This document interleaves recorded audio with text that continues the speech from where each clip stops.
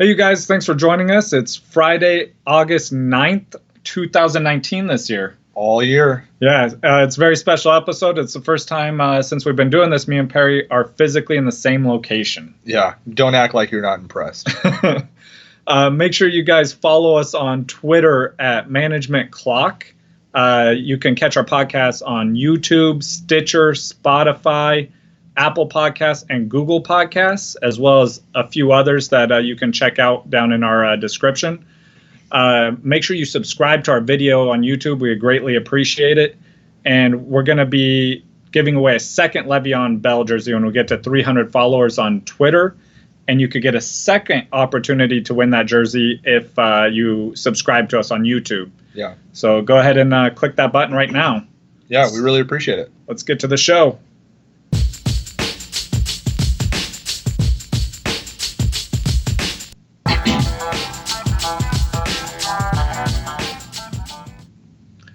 All right, let's get into some football now, guys. I'm going to start us off with the news that nobody cares about. I love this. It's my favorite.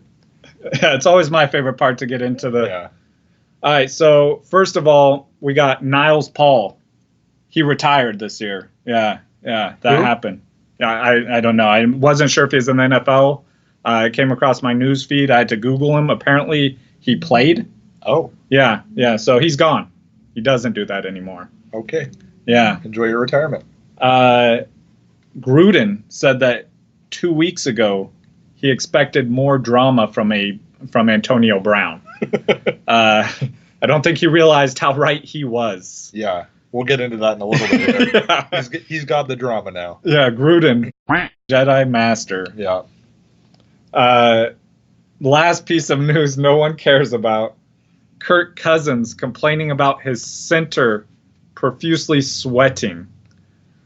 Yeah, apparently they want the center to wear a wetsuit under his jersey. Yeah, I saw some talk about that. I mean, I feel for Kirk Cousins there. He said that if they don't, then he may be doing shotgun formation all season long. I have to say that's a first. I haven't ever heard anything like that. Right, before. The visual just horrible. Yeah, no kidding. I'm sorry, guys. So as you guys can see, today we're having a beer. It's Friday. Yeah, what kind of beer are you having, Justin? I got a German lager. I forgot the name of it because we started a little bit earlier tonight. Yeah, we did. Yeah. I don't know the name of this one, but I do know that it's dark cherry and coffee porter. It's delicious. Yeah. Cheers. Cheers. All right. So we did our divisional thing this time because we didn't do it last time, so we got to the West finally. Yeah. Last one. Funny enough, we picked the exact same team. So I think we'll just go over it one at a time here. Let's do it. Starting at the top with quarterback, we both took Russell Wilson as quarterback from the Seahawks. Yep. Seems like the obvious choice for on that team, with the other options, so at other positions. And he's, after you eliminate some of those other positions, that's going to be the best player from that team to take for a position. Yeah, and just to address the obvious other choice, we'll go to our wide receivers, with Kansas City taking Tyreek Hill. Yeah. I think the reason that we took Russell Wilson is because, like we've said, the value of quarterbacks is not very high because there are so many good quarterbacks this year. Having Tyreek Hill as a wide receiver, I think, outweighs having Patrick Mahomes as a quarterback. Absolutely. Yeah. Second wide receiver. We got Keenan Allen. Yeah. I've been big on Keenan Allen. I've talked about that on previous shows, on our mock draft episode, for example. Yeah, Keenan Allen, number one wide receiver for the Chargers. He's the number one target for Phillip Rivers. There's no doubt about it. I don't think anybody's threatening to take anything away from him. So that's the easy one for me. So running backs. So with the Rams, we took Todd Gurley. I know that there's a lot of talk around Todd Gurley not being healthy, I guess. Yeah, I was even on the other side of that argument last episode. Yeah. But for this, that's an easy choice. I don't think it's out of the realm of possibility that Todd Gurley finished the season with 14 touchdowns. Yeah. And then other running backs, we got David Johnson from the Cardinals. Yeah. I think that one's more of a who else on their team would you take? Yeah, and he's a great running back too.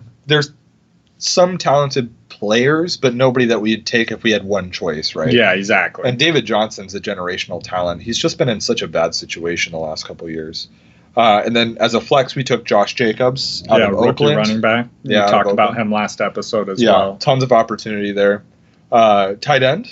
Oh, go ahead, bud. George Kittle. Yeah, my boy. San Francisco. George Kittle. Yeah, if you haven't seen the episode of him benching, you should check that out. It was a little bit before we started our podcast, so that didn't quite make it in the news. No one cares about. I was impressed. Yeah.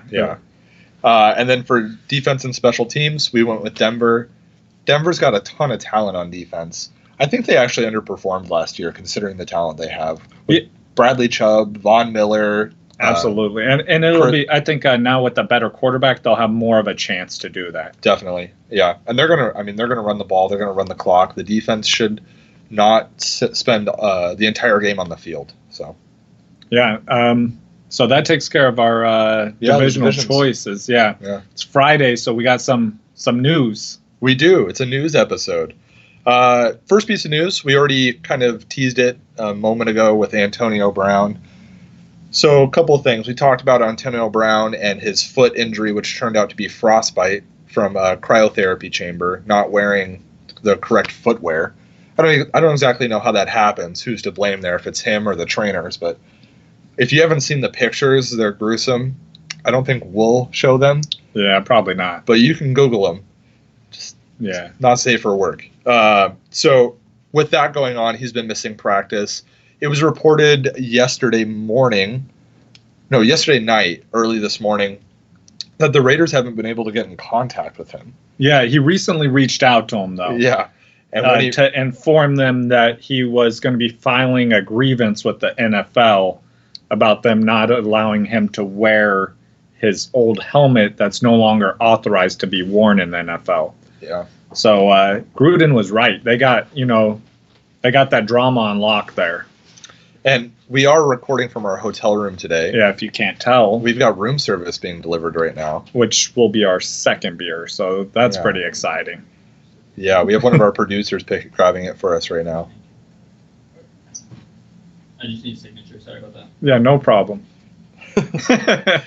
So anyways, with Antonio Brown, he's reportedly threatening to retire completely from the NFL if he isn't gonna. If he can't wear his helmet. Wear the helmet. So seems a little ridiculous to me, but that's Antonio Brown. So did arrive to camp in a hot air balloon. Yeah, and John Gruden's finally getting that drama he's been craving, apparently. Yeah, right. John Gruden. Yeah, man, genius. I will say, I think the foot injury scares me more than the helmet thing, to be completely honest with you. Yeah, the helmet thing I feel like is a stunt. The real issue is his foot, because it's gruesome, man. I don't know how he's gonna wide receivers need feet. Yeah, apparently. Yeah. So, all right, we'll move on to the next piece of news here. Antonio Callaway, wide receiver for the Browns. He was kind of slotted in as the number 3 receiver in Cleveland, so not super fantasy relevant, but not ignored, I would say. Yeah. He was suspended 4 games for substance abuse. Yeah. I mean, we've talked about it before in the news episodes. It's just, I don't know, what can you do? Yeah, you move on. Yeah. At least they're consistent with those rulings. With those ones, yeah. Yeah, it's 4 games generally on that first one.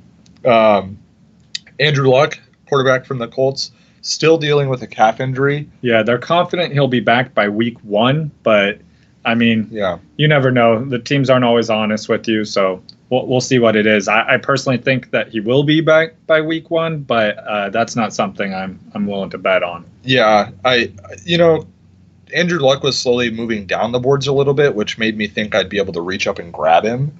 And now it's to the point where you're starting to worry about. Yeah, I'm not willing to reach up and grab Andrew Luck. I will say this does hurt T.Y. Hilton, wide receiver there. Yeah, we're actually talking about that. I still like T.Y. a lot. Yeah. I do think he's extremely talented, so I think he'll overcome worse quarterback play, but his splits without Andrew Luck are far worse. Oh, yeah. I don't think it'll be good for him by any means. N'Keal Harry, rookie wide receiver for the New England Patriots. Yeah. I spoke about him a few episodes ago when we were talking about Julian Edelman's injury, how N'Keal Harry would be getting more work with the first team.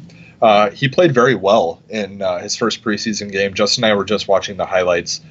He had some serious catches. Yeah. He was looking great out there, like an NFL wide receiver, not like he just came from college. He looked experienced out there. It's impressive. Yeah. He came up limping from one of the catches. He held onto the ball, and it was actually, he was told to leave the field by the ref. He was trying to go back. Yeah. He was lined up for the next play, and the ref asked him to leave the field. It is saying that he's going to miss a few days here, a few practices. I'm not too worried about it. I think he's somebody you'd really like to own in Dynasty, though. Absolutely. And I think you could get him at a decent price. Yeah, like we said, he looks great. So, yeah, Dynasty, anything like that, I would be looking for him. Yeah, absolutely. Jerick McKinnon, we just reported that he came off the PUP list. That was great news for Jerick McKinnon. Bad news for Jerick McKinnon. He's re-injured that knee or re-aggravated it. He's going to have PRP, which, Justin, you've had that. You can kind of explain what's going on there. Yeah, basically they take some of your blood and they put some things in there that are supposed to promote healing and then inject it into the injured area. It's like about a 2-week turnaround time before you can start being active again or using that limb again or wherever it was. I'm not a fan of it. My experience and everything I've read about it hasn't been that great. So I'm not optimistic about this helping him come back at all. Yeah, I think this moves Tevin Coleman back up. I said he was moving down a little bit. I said it muddied the waters in San Francisco. The waters are getting clear. Right. So Tevin Coleman, I think, is a great pick, especially if you can get him as a flex, in a 10 or 12-team league. Tevin Coleman as a flex is a pretty good play. Yeah. It also, I think, helps Matt Breida, too. Like, oh, yeah, absolutely. Now he's a solid, like, the second back there, and I think we all saw how Tevin Coleman was to Freeman there in Atlanta, and they're going to be running that same type of offense, so, it definitely increases his value. Yeah, and Tevin Coleman's ability to catch the ball just gives him such a safe floor. Yeah. That I'd be happy to have him. Trade news, Duke Johnson, running back formerly on the Browns, longtime Brown, was traded to the Texans to replace Deontay Foreman, who was just traded to the Colts.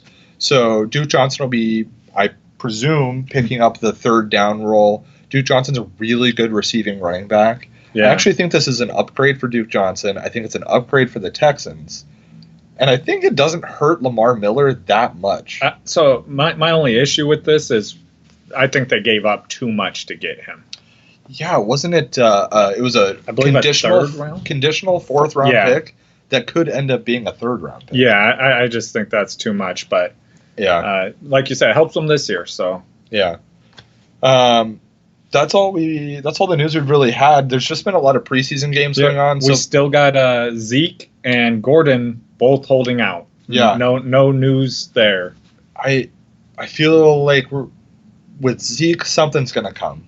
Yeah, they did offer Zeke that contract. We talked about that last episode. There still hasn't been any talk on whether he's signing it.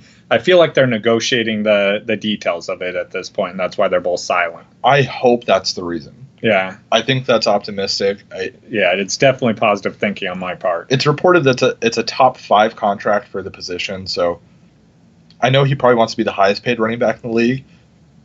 I don't see it happening. If they do that, they're going to lose Dak. They're also going to lose Amari. They can't afford to pay all 3 of them top dollar, but they did offer them top 5 each. Yeah, which is great. And if they want to win a Super Bowl, that's what they're going to need to do. Melvin Gordon, on the other hand, I have no idea what's happening with him. At this point, I advise nobody to draft Melvin Gordon. Yeah. Don't be the person that does it. Unless you're one of the people drafting with me tomorrow when we do our draft. Yeah, anybody drafting with us tomorrow, please take Melvin Gordon early. Yeah, first round. He'll be back. Don't worry about it. But if you're not drafting with us tomorrow, do not take Melvin Gordon. That's a horrible idea. Yeah, very bad idea. So Tuesday, we're going to do our regular show on Tuesday. Yep. I'll be in a new place again. So that'll be exciting to see what the background looks behind me. Yeah, I'll be back to my normal. Yeah. And we're going to be doing like a beginner's guide to fantasy football episode. Yeah, that's right. Yeah, so we'll just be kind of breaking down a lot of the terminology and like just basics to fantasy football for anyone who's like this may be their first season. Yeah, common mistakes to avoid, strategies in drafting, that sort of thing. Yeah, approaching trades. Yeah, something that you guys can do though is in the next couple days, reach out to us on Twitter, comment on this episode, let us know questions that you have or things that maybe you ran into in your first couple seasons that you think people should know about, and we'll cover them in the next episode. Yeah, thanks for tuning in, guys, and I look forward to winning our draft tomorrow. So #SuckItAndy.